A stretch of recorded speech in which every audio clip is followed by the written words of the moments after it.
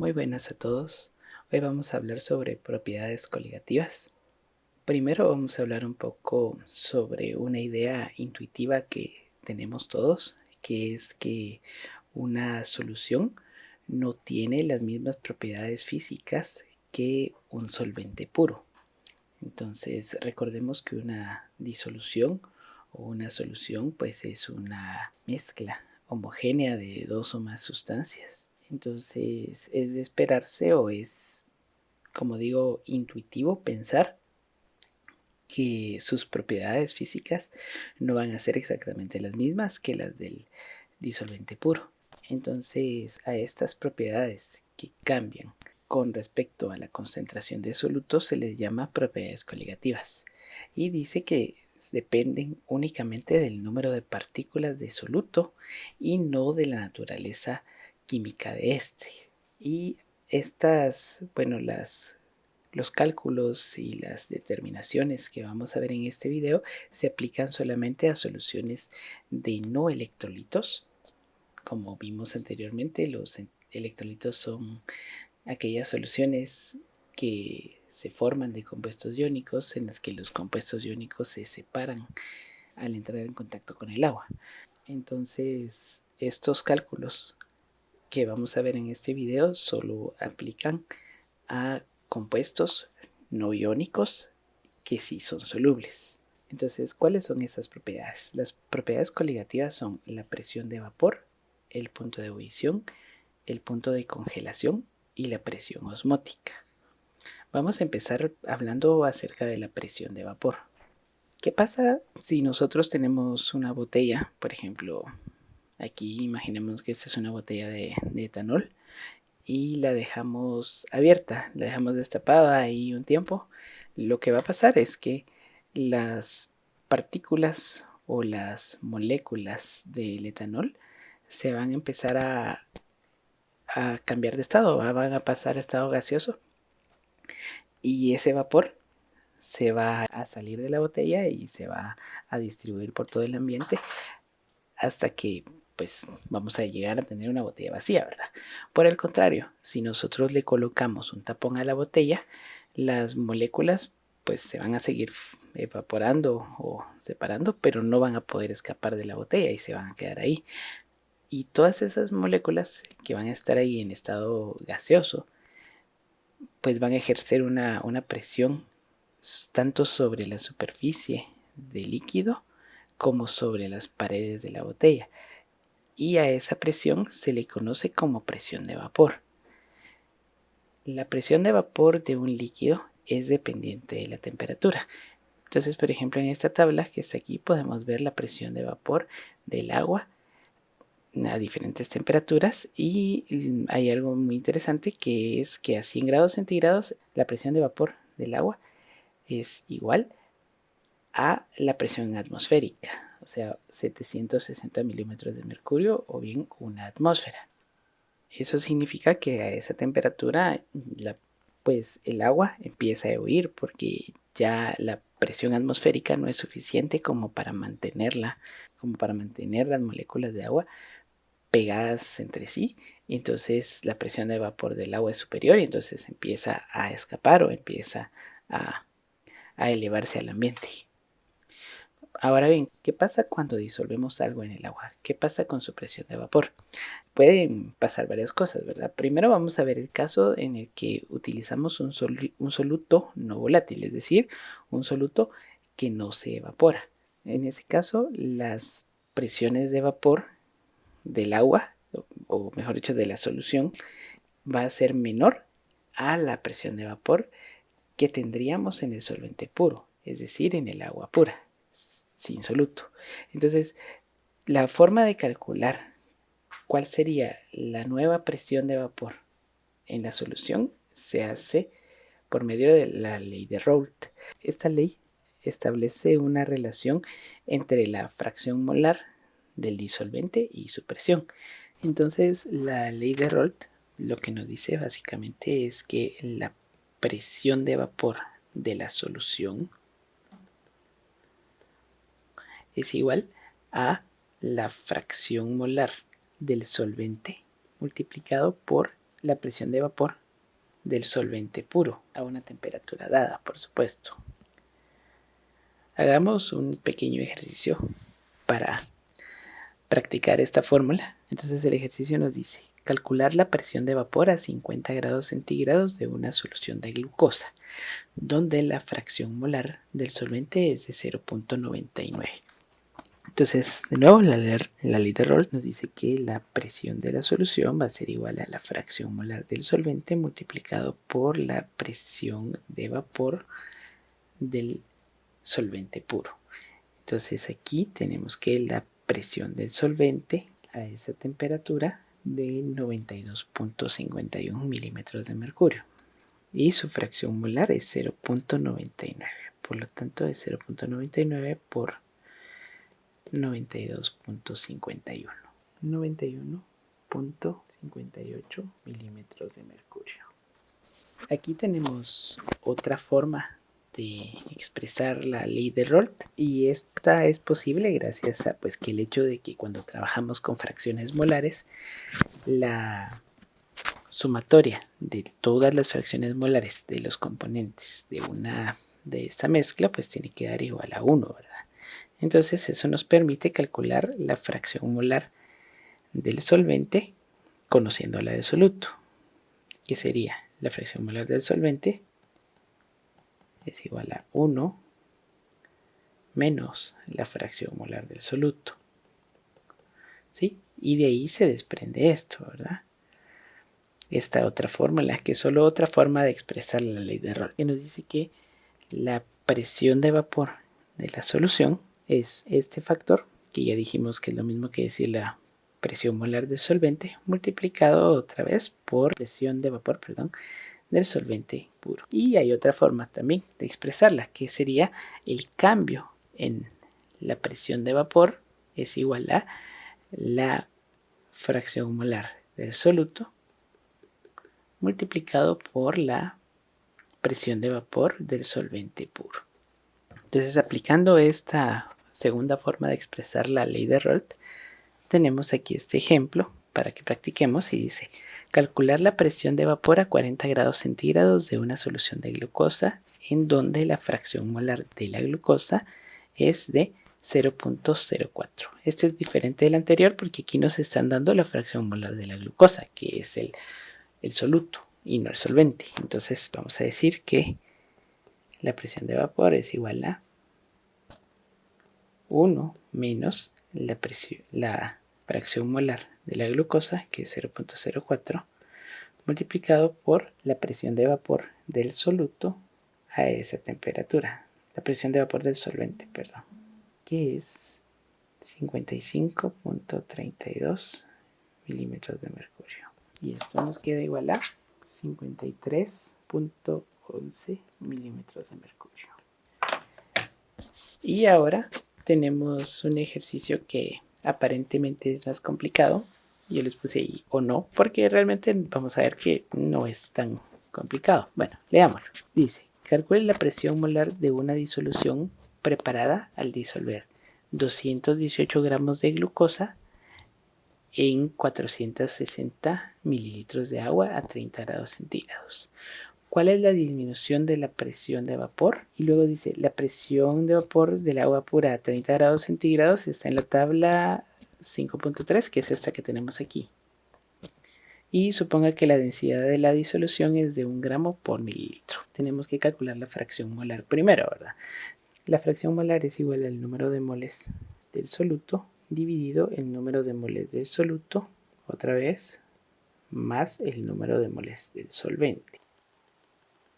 Vamos a empezar calculando el número de moles del soluto, que es, si lo calculamos a partir de estos 218 gramos de glucosa. Y dice, son 218 gramos por 1 mol de glucosa, es igual a 180.2 gramos. Esto es el número de moles del soluto. Y luego para calcular el número de moles del solvente, aquí dice que son 460 mililitros de agua, entonces serían 460 gramos, porque estoy usando esta densidad por 1 mol.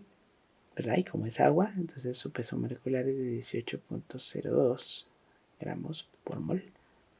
Y eso nos va a dar las cantidades de moles de soluto y de solvente. Ok, entonces tenemos que para la glucosa el número de moles nos queda en 1.21 moles de glucosa y para el agua es de 25.53. Ahora vamos a calcular esa fracción molar del soluto y nos queda, ya sustituyendo en las fórmulas, una fracción molar de 0.045 para el soluto. Ahora bien, nos preguntan cuál es la disminución de la presión de vapor, por lo tanto nos están preguntando delta P. Y aquí nos dice que delta P es igual a la fracción molar del soluto multiplicado por la presión de vapor del solvente puro. Entonces aquí sería 0.045 multiplicado por la presión de vapor del agua a 30 grados centígrados, que es 31.82 milímetros de mercurio. Y este cambio o esa disminución en la presión de vapor fue de 1.44 milímetros de mercurio. Ahora pues les tengo el ejercicio de práctica, que es el que ustedes tienen que hacer en sus casas. Y bueno, ya que hemos aprendido a calcular y a describir qué es esto de la disminución de presión de vapor, pues lo que nos queda es preguntarnos por qué, ¿verdad? Ok, pero ¿por qué? Entonces, la razón de esta disminución en la presión de vapor se debe a la segunda ley de la termodinámica, que dice que la cantidad de entropía en el universo tiende a incrementarse en el tiempo. Entonces, voy a hacer aquí un dibujito, una tabla, para intentar explicar esto. Imaginémonos que vamos a dibujar aquí nuestro sistema y tenemos dos fases. Estoy dibujando dos sistemas porque en un sistema va a ser la fase líquida y el otro sistema va a ser la fase gas. Y voy a dibujar dos sistemas, uno que va a contener solo un tipo de molécula, ¿verdad? Supongamos que por ser fase líquida van a estar como más o menos ordenados, más o menos juntos. Voy a hacerlo de forma simplificada, mientras que en la fase gaseosa, pues más o menos va a estar así. Ahora, esto es cuando solo tengo el solvente puro, ¿verdad? Porque todas las moléculas son del mismo color. Mientras que aquí voy a dibujar qué pasa cuando tengo la solución. Cuando tengo la solución, aquí voy a tener algunas moléculas de solvente y también voy a tener algunas moléculas de soluto. Esto es la fase líquida, ¿verdad? Entonces, en la fase gas, aquí solo hay moléculas de solvente aquí arriba, mientras que aquí hay algunas moléculas de solvente y algunas moléculas de soluto. Entonces nos dice que el cambio en la entropía es mayor. Aquí, delta S, que es entropía, es mayor cuando solo estoy pasando moléculas de solvente puro de estado líquido a gas, que aquí en la solución, debido a que tengo dos tipos de moléculas, ya están un poco más desordenadas que aquí, ¿verdad? Entonces el cambio en la entropía es mayor cuando tengo el líquido puro que cuando tengo la solución. Entonces, por lo tanto, este proceso es más favorable, ¿sí? Porque aumenta la entropía del universo de una forma mayor o más grande que en el proceso de evaporación de una solución. O sea, la segunda ley de la termodinámica me favorece más el cambio de estado de líquido a gas en el solvente puro que en la solución. Ok, siguiendo con la parte matemática de estos procesos, recuerdan que anteriormente estaba hablando de una situación en la que tenía un soluto que no era volátil, es decir, el soluto no se cambiaba de estado, sino solamente el solvente. Ahora, ¿qué pasa cuando yo tengo una mezcla o una solución en la que ambos componentes son volátiles o ambos pueden evaporarse o pasar de estado de líquido a gaseoso? Entonces, en este caso, el análisis se hace usando la ley de Dalton. Se cumple la ley de Dalton, que dice que la presión total es igual a la presión de cada uno de los componentes de la mezcla, ¿sí? Ahora, como anteriormente habíamos visto que se puede calcular la presión de vapor de el componente sabiendo su fracción molar y multiplicándolo por, pues tiene sentido, ¿verdad? Porque yo puedo obtener las presiones parciales de cada uno de los componentes de la mezcla sabiendo la fracción molar de cada uno. Y esto se ejemplifica más o menos así, como que si yo tengo cierta cantidad de partículas de un componente más la cantidad de partículas del otro componente, pues la presión total va a ser la suma de todas las partículas que hay ahí. Y aquí hay un pequeño ejercicio que dice: una disolución contiene cantidades molares iguales. Eso quiere decir que la fracción molar del soluto es igual a la fracción molar del solvente y que la suma de estas dos me tiene que dar igual a 1. Por lo tanto, las fracciones molares son igual a 0.5. Ok, contiene cantidades molares iguales. Las presiones de vapor de A puro y de B puro son de 120 y de 180 milímetros de mercurio respectivamente. Entonces, ¿cuál es la presión de vapor total? Entonces aquí voy a usar esto que me dice que la presión de vapor total es igual a la fracción molar de A multiplicado por la presión de vapor de A puro más la fracción molar de B multiplicado por la presión de vapor de B puro. Ya sustituyendo me queda 0.5 por 120 más 0.5 por 180. Y eso es igual a 150 milímetros de mercurio. Muy bien, ahora, una aplicación industrial o una aplicación de laboratorio de este principio de las propiedades coligativas y de las presiones parciales en una mezcla es la destilación fraccionada. La destilación fraccionada es un procedimiento de separación de los componentes líquidos de una disolución que se basa en la diferencia de sus puntos de ebullición. Eso quiere decir que si yo tengo dos líquidos mezclados, yo puedo separarlos por medio de esta técnica, utilizando sus diferentes puntos de ebullición.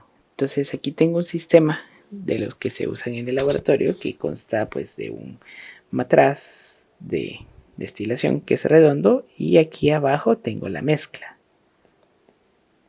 de ambos componentes.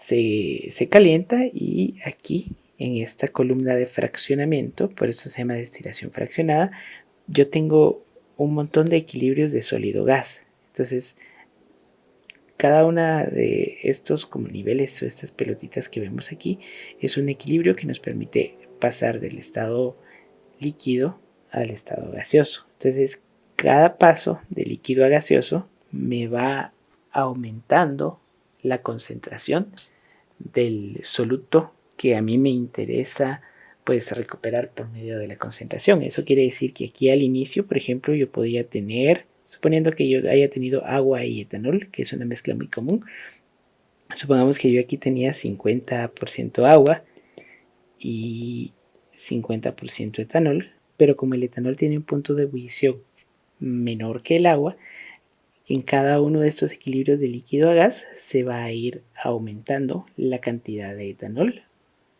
en la mezcla de gases. Entonces, cuando llegue hasta aquí, voy a tener, por así decirlo, un 99% de etanol y un 1% de agua.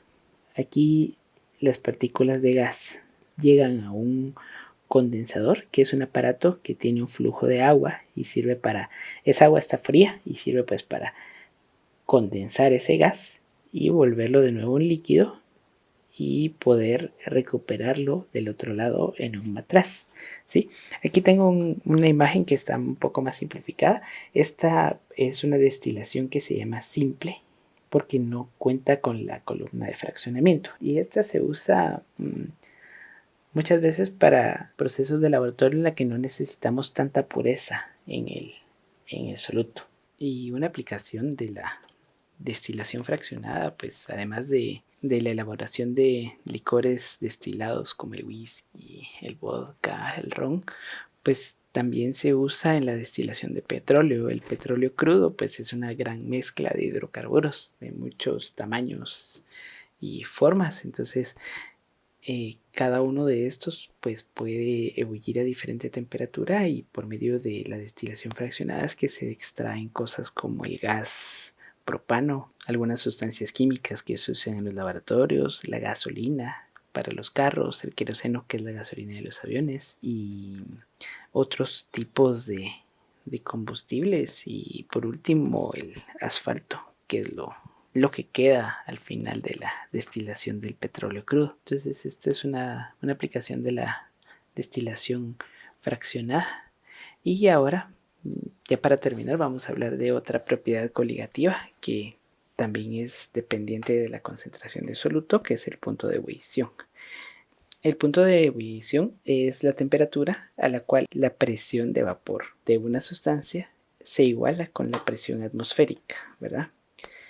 Por eso les mencioné anteriormente que la presión de vapor de agua a 100 grados centígrados es de 760 milímetros de mercurio, que es igual a la presión atmosférica. Entonces, de ahí viene esta definición, ¿verdad? Que el punto de ebullición es la temperatura a la cual la presión de vapor es igual a la presión atmosférica externa. Ahora, debido a que a cualquier temperatura la presión de vapor de una solución es menor que la del disolvente puro, la curva de líquido-vapor, o bien el diagrama de fases de un disolvente, siempre está un poco por arriba del de la solución. Entonces, como lo podemos ver aquí, esta línea punteada sería el diagrama de cambio de fase de la solución, y vemos que a la misma presión, a una atmósfera, el punto de ebullición de la solución está un poco más elevado. Digamos, aquí es 100 grados centígrados, y a la misma presión el punto de ebullición del agua está más arriba, ¿verdad? Más o menos dependiendo de la concentración, pero siempre por arriba de los 100 grados centígrados. ¿Cómo calculamos ese cambio en el punto de ebullición? Entonces, tenemos esta fórmula que dice que el delta TB, que significaría el cambio en el punto de ebullición, es proporcional a la disminución de la presión de vapor, y por lo tanto también es proporcional a la concentración de la solución. Y en este caso es importante que vamos a usar la concentración molal, que recordemos que molalidad era moles de soluto dividido kilogramos de solución, y no litros como molaridad. Entonces dice, aquí está la fórmula: cambio en el punto de ebullición es igual a Kb multiplicado por M, en donde Kb es una constante que se le llama constante molal de elevación del punto de ebullición, y M minúscula, esta de aquí, es la molalidad. Aquí en este cuadrito, en esta tabla, podemos ver algunas constantes molales de elevación del punto de ebullición, junto con el punto normal de ebullición para que podamos pues efectuar nuestros cálculos más adelante cuando nos lo pidan. De hecho, aquí tenemos el ejercicio que corresponde a este tema y dice el etilenglicol, y aquí nos pone la fórmula, es un anticongelante comúnmente utilizado en automóviles. Es soluble en agua y no volátil. Eso significa que pues no va a evaporarse. Dice, calcule el punto de ebullición de una solución que contenga 691 gramos de esta sustancia, o sea, del etilenglicol, en 2,505 gramos de agua. Y aquí nos dan el peso molecular del etilenglicol. Entonces, vamos a utilizar esa fórmula del cambio en la temperatura de ebullición, que era igual a la constante multiplicado por la molalidad. Entonces vamos a calcular primero la molalidad y dijimos que la molalidad es igual a moles de soluto. Entonces vamos a calcular los moles de soluto, que serían 651 gramos por un mol. Aquí dice que pesa 62,01 partido los kilogramos de solvente. Entonces aquí el solvente está en gramos, pero para ponerlo en kilogramos ponemos 2,505 kilogramos. Operamos esto y nos queda que la molalidad es igual a 4,19 molar. El cambio de temperatura es igual a la K, la constante, que la vamos a buscar aquí, para el agua, que es de 0,52, multiplicado por la molalidad, que es 4,19. Entonces el cambio en punto de ebullición es igual a 2,18 grados Celsius.